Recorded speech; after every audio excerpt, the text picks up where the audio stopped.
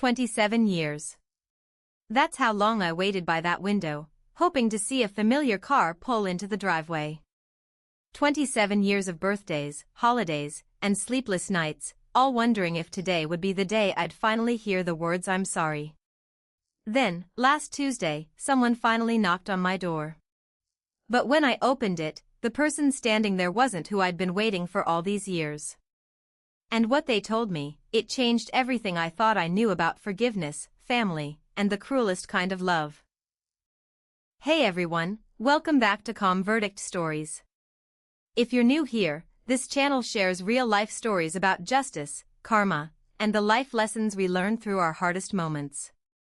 Hit that subscribe button and ring the bell because today's story is about patience, pain, and a revelation that came decades too late. This one stayed with me for weeks, and I think it'll stay with you too. My name is Eleanor, and I'm 61 years old. For most of my life, I've lived in the same small house in Portland, Oregon.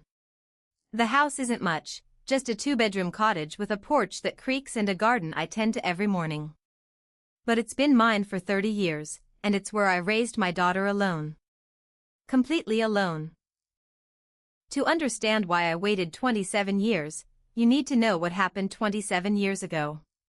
You need to know about Michael. I met Michael when I was 19. He was 22, charming in that dangerous way that young girls mistake for depth.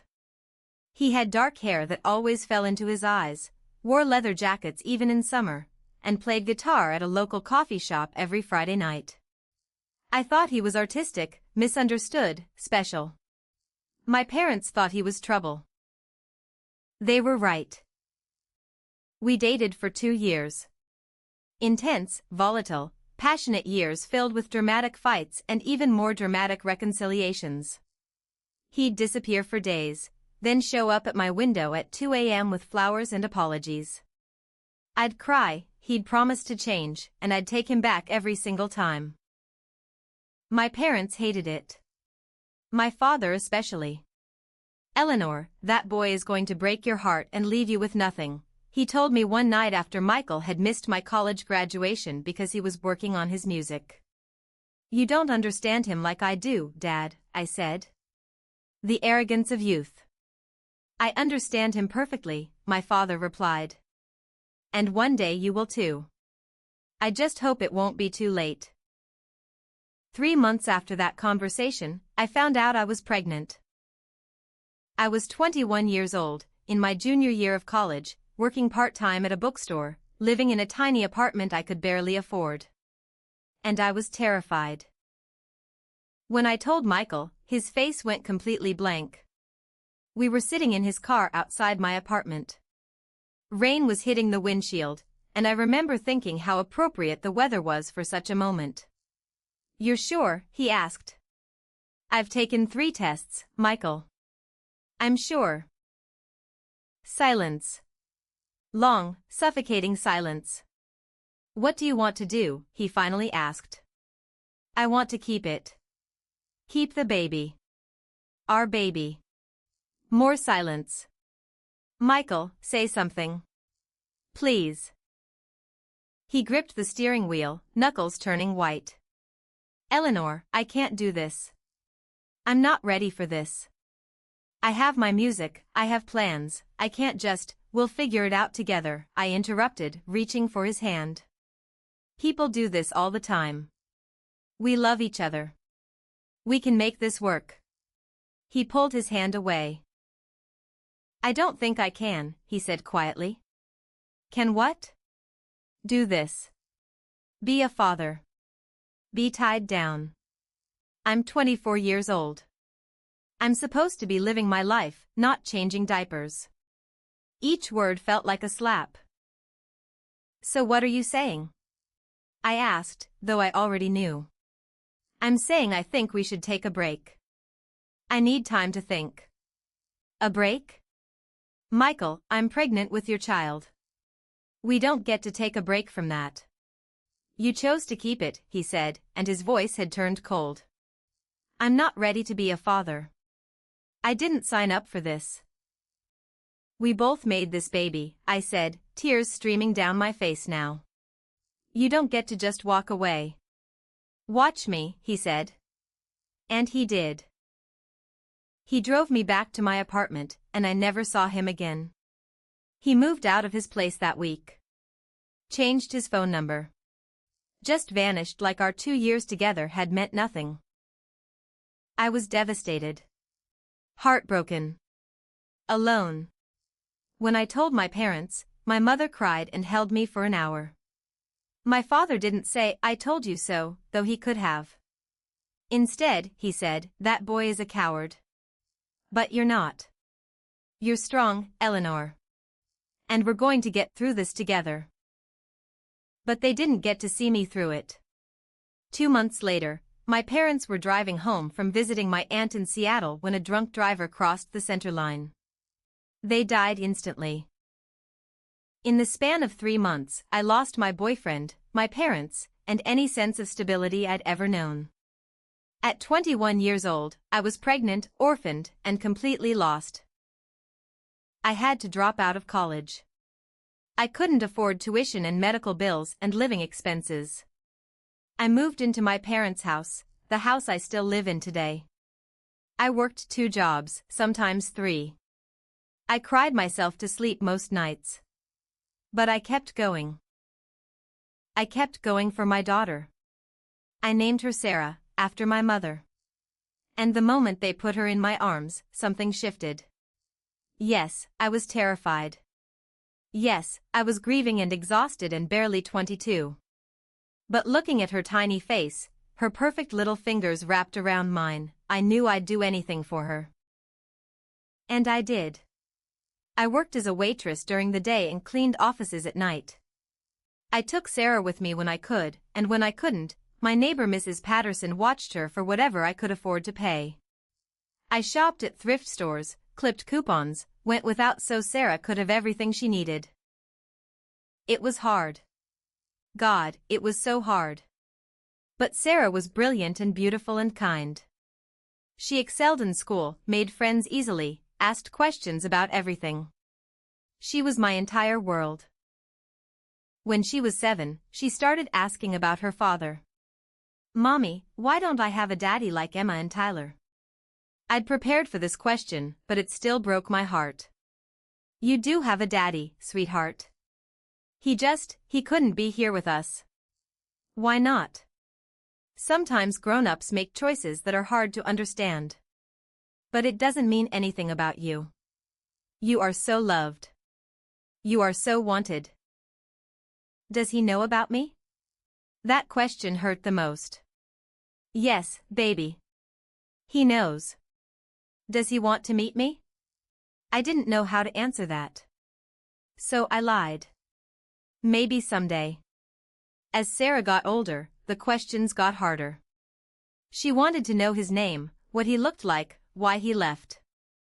I gave her age-appropriate answers, tried to be honest without making her feel unwanted or rejected. But inside, I was angry. Furious, actually. How dare Michael abandon his daughter? How dare he leave me to struggle alone? How dare he miss out on this incredible human being we created? I tried to find him once, when Sarah was 10. She'd asked about him more frequently, and I thought maybe he'd grown up. Maybe he'd want to know his daughter. I found him through social media. He was living in Austin, Texas. Still playing music, apparently. Had a band that played at local venues. His profile showed pictures of him with various women at bars and parties. Living the carefree life he'd wanted. No mention of a daughter in Portland. No acknowledgement that he'd left behind a child. I drafted an email. Deleted it. Drafted another. Deleted that too. Finally, I sent something simple. "Michael, this is Eleanor. Our daughter is 10 years old now. Her name is Sarah. If you ever want to meet her, to be part of her life, please reach out. She deserves to know her father." I waited for a response. Days went by. Then weeks. Then months. Nothing. He'd read it, the platform showed seen, but he never replied. That silence was louder than any rejection he could have written. I didn't tell Sarah I'd reached out. I couldn't bear to disappoint her. Instead, I just loved her harder, tried to be enough for both parents. The years passed. Sarah graduated high school with honors, got a full scholarship to college. I was so proud I cried through the entire graduation ceremony. She studied education, became a teacher, met a wonderful man named David, got married at 25. I walked her down the aisle alone. Father-daughter dance? She danced with her uncle, my late father's brother. Michael missed it all. And I hated him for it. But I also, somewhere deep down, hoped. Hoped that one day he'd show up. That he'd realize what he'd missed. That he'd apologize for abandoning us, for leaving me to struggle alone, for never knowing his incredible daughter. 27 years I held on to that hope. 27 years of imagining that knock on the door, that conversation, those words, "I'm sorry." Last Tuesday morning started like any other. I was in my garden, tending to my tomatoes, when I heard a car pull into my driveway. I wasn't expecting anyone. Sarah lives 2 hours away now with David and my 2 grandsons. She visits every other weekend, but it wasn't her weekend. I stood up, brushed the dirt off my knees, and walked to the front of the house. A silver sedan was parked in my driveway. A woman, probably in her late 50s, was getting out. She was thin, with short gray hair and a nervous expression. She was carrying a large manila envelope. "Can I help you?" I called out. She turned to me, and I saw her eyes were red-rimmed, like she'd been crying. "Are you Eleanor Davis?" she asked. "Yes." "Who are you?" She took a shaky breath. "My name is Patricia. Patricia Morrison. I was Michael Morrison's wife." Everything stopped. The birds, the breeze, my heartbeat. Everything. I heard myself ask. Patricia's eyes filled with tears. "Michael passed away 3 weeks ago. Pancreatic cancer. It was very fast. I should have felt something. Grief, relief, anger. But I just felt numb." "I'm sorry for your loss," I said automatically. "Thank you. I know this must be a shock. I know you probably have questions. Can we talk? Please?" I led her inside, made tea with shaking hands, and we sat at my kitchen table. The same table where I'd fed Sarah breakfast before school every morning. The same table where I'd cried over bills I couldn't pay. The same table where I'd built my life without him. Patricia held her teacup but didn't drink. "I didn't know about you or Sarah until Michael got sick. He never mentioned you. Never mentioned he had a daughter." The words stung, even after all these years. In his final weeks, when he knew he was dying, he started talking. Confessing things. I think he wanted to clear his conscience. Patricia pulled a tissue from her purse. "He told me about you. About getting you pregnant when you were young. About running away instead of facing his responsibilities." "Did he tell you he never responded when I reached out? That his daughter is 34 years old and he never once tried to meet her?" Patricia nodded, tears falling freely now. "He told me everything. And Eleanor, he was ashamed. He said it was the biggest regret of his life." Regret? The word tasted bitter. Regret doesn't change anything. Regret doesn't pay for the nights I went without dinner so Sarah could eat. Regret doesn't fill the father-shaped hole in my daughter's life. "I know," Patricia whispered. "I know. And you have every right to be angry. Then why are you here? Did he send you to apologize on his behalf because he was too much of a coward to do it himself, even dying?" Patricia shook her head. "He wanted to. In his last days, he talked about finding you, about trying to make amends. But he was too sick, and honestly, I think he was too afraid. Afraid you'd reject him. Afraid it was too late. It was too late, I said flatly. 27 years too late. Patricia opened the manila envelope and pulled out several documents. He didn't send me to apologize, Eleanor. He sent me to give you these. She spread papers across my kitchen table. Legal documents. Bank statements. A letter. What is this? I asked. Michael and I never had children. We were married for 15 years. When he got sick, he revised his will. Patricia pointed to one of the documents. He left everything to Sarah. His life insurance policy, his savings, his pension. It's not enough, nothing could ever be enough, but it's approximately $340,000. I stared at the papers, unable to process what I was seeing. He also wrote this, Patricia said, sliding an envelope toward me. It's addressed to you. My hands trembled as I opened it. Inside was a letter in handwriting I hadn't seen in 27 years. Eleanor, if you're reading this, I'm gone. Part of me is relieved I won't have to see your face when you read this because I know I don't deserve your forgiveness. I was a coward. 27 years ago, I was a selfish, immature coward who ran from the best thing that ever happened to me. I told myself I was too young, that I had dreams, that I wasn't ready. But the truth is I was just scared. And then years passed, and I told myself it was too late. That you'd moved on. That Sarah wouldn't want to know me. I made excuses for my absence, blamed circumstances, convinced myself I'd done you both a favor by staying away. I was wrong about everything. Patricia is a good woman. She deserved better than a husband who carried this guilt his entire marriage. You deserved better than a partner who abandoned you. And Sarah deserved better than a father who was too weak to show up. I don't expect forgiveness. I don't deserve it. But I hope this money helps in some small way. I hope Sarah uses it for something meaningful. I hope you can find peace. I'm sorry. I'm so sorry. Michael. I read it 3 times. Then I set it down and looked at Patricia. He never even met her, I said quietly.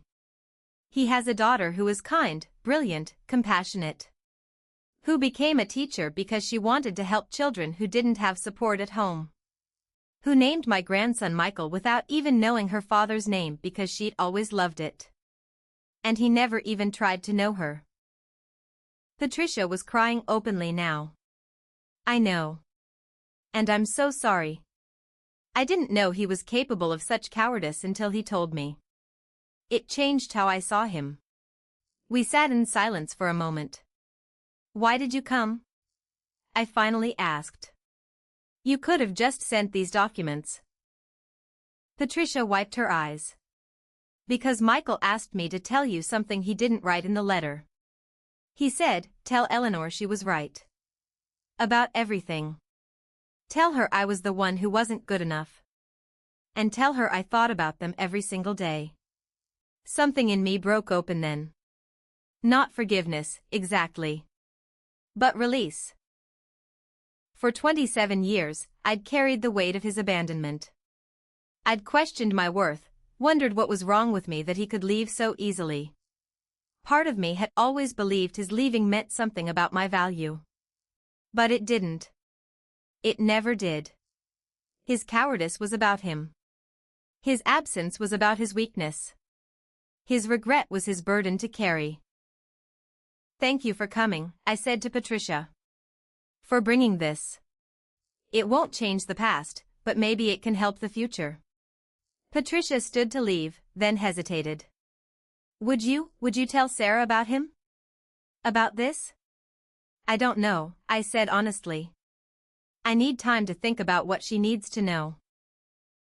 After Patricia left, I sat at my kitchen table for hours, looking at the documents, reading the letter again and again. That evening, I called Sarah. Hi, Mom. Everything okay? I took a deep breath. Honey, I need to tell you something. Can you come over this weekend? Bring David and the boys. Of course. Mom, you're scaring me. What's wrong? Nothing's wrong.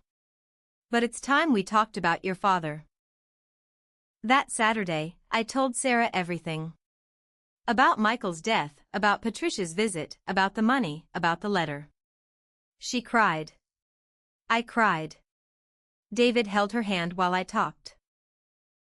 I'm so angry at him, Sarah said finally. For what he did to you. For missing out on everything. For only acknowledging my existence when he was dying. I know, sweetheart. But I'm also sad. Sad that he carried this guilt. Sad that he never got to know what he missed. Sad that we'll never have a chance at any kind of relationship. That's okay, I said. All of those feelings are valid. Sarah looked at the legal documents. $340,000. That's a lot of money. It's yours, I said. He left it for you. For us, Sarah corrected. Mom, do you know what this means? You can finally retire from that job you hate. You can travel. You can rest. You've worked so hard for so long. We split it. Sarah insisted. She used her portion for her son's college funds and to buy a bigger house. I used mine to finally retire, to renovate my garden, to take a trip to Italy I'd dreamed about for 30 years. The money helped. But it wasn't the apology I'd waited for. The real revelation came a month later, when I was cleaning out old boxes in my attic. I found journals from those early years, pages filled with pain and anger and loneliness. Reading them now, with decades of perspective, I realized something. I'd been waiting for Michael's apology to validate my worth. To confirm that I'd deserved better. To prove that his leaving was wrong. But I didn't need his words for that. I never had. I'd built a beautiful life without him. I'd raised an incredible daughter. I'd survived grief and poverty and single parenthood. I'd created love and stability and joy from nothing but determination and hope. His apology, when it finally came, was hollow. Too late. Too small. But I didn't need it anymore. I'd already forgiven myself for loving him. I'd already forgiven myself for believing he'd change. And I'd already proven, to myself, to Sarah, to anyone who mattered, that I was enough. 27 years I waited for an apology. And when it came from a dead man's widow, not the man himself. But you know what? That taught me the most important lesson of all. Some apologies will never come. Some people will never have the courage to face what they've done. Some wounds will never receive the closure we desperately want. And we have to heal anyway. We have to build beautiful lives anyway. We have to forgive ourselves anyway. Michael's absence defined part of my story, but it didn't define me. His cowardice shaped my circumstances, but it didn't shape my character. And his apology, 27 years late and delivered by proxy? It was nice to hear. It brought some closure. But I didn't need it to know my worth. I already knew. Thank you for watching Calm Verdict Stories. If this story touched your heart, please give it a thumbs up and share your thoughts in the comments. Have you ever waited for an apology that came too late or never came at all? How did you find closure? I'd love to hear your experiences. Remember, your worth isn't determined by someone else's ability to see it. Your healing doesn't require their apology. And your beautiful life can be built from the rubble of their absence. Subscribe for more stories about forgiveness, strength, and the life lessons we learn through our hardest moments. Until next time, stay strong, know your worth, and never let someone else's cowardice define your story. This is Calm Verdict Stories, signing off.